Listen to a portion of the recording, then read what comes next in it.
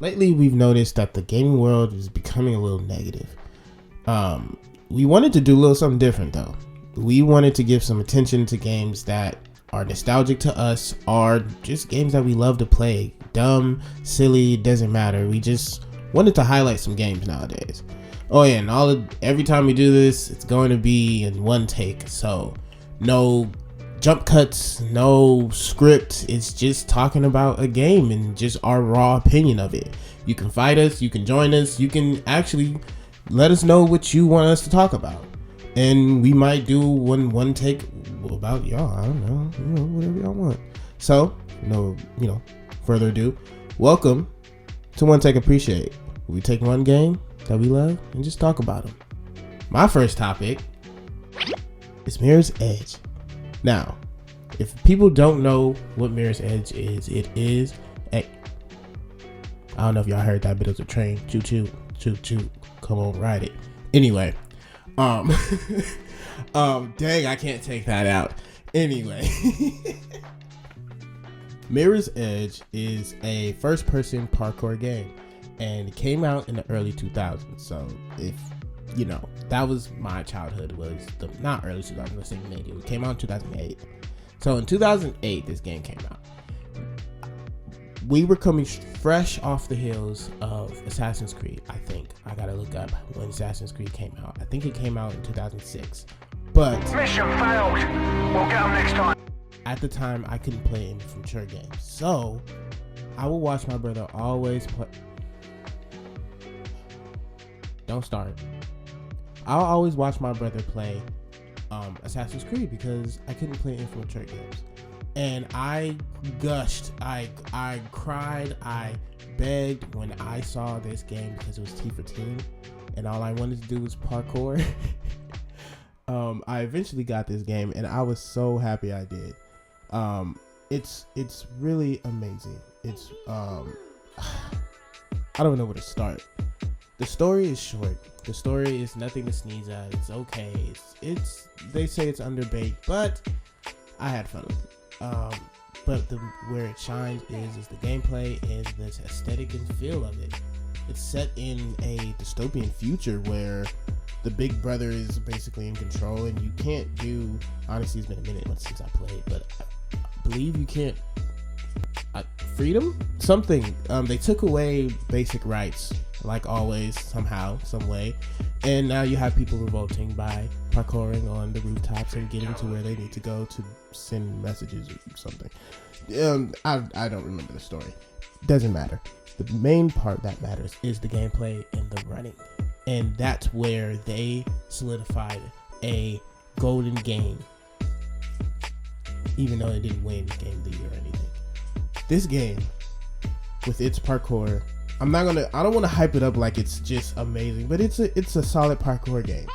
You get in the flow and you keep going. You running on rooftops and you feel free and alive. Now, am I exaggerating? Maybe, but when I tell you, this game puts you in a trance when you get in the flow. It does. Now, this is me. I don't know anybody else, but when I know a good game is a good game, let me rephrase that. When I know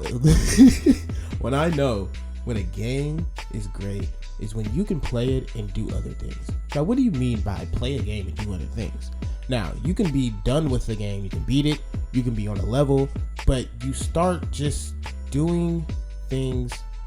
You're still playing the game, but you're not doing anything. You may be talking on the phone. You may be watching a video. You may be listening to a video. But in game, you're just swinging around. You're just running around. You're just doing whatever. Now, there's a very few games that can do that. Spider-Man, I always do that in. I beat the game, and what? I just go on there and sit and swing.